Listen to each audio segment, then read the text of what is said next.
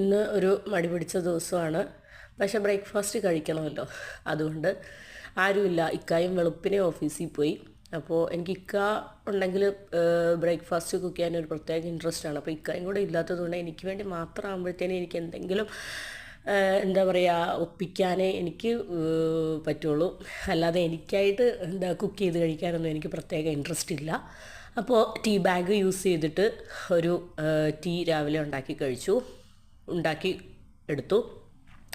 പിന്നെ ready to eat പത്തിരി ഉണ്ടായിരുന്നു. ആ പത്തിരി ജസ്റ്റ് ഒന്ന് ഹീറ്റ് ചെയ്തു.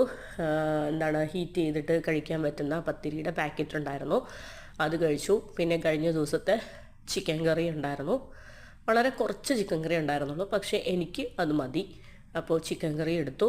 അപ്പോൾ ഇതൊക്കെയാണ് എൻ്റെ ഇന്നത്തെ ഈസി ആൻഡ് ടേസ്റ്റി ആയിട്ടുള്ള ബ്രേക്ക്ഫാസ്റ്റ്, തട്ടിക്കൂട്ട് ബ്രേക്ക്ഫാസ്റ്റ്.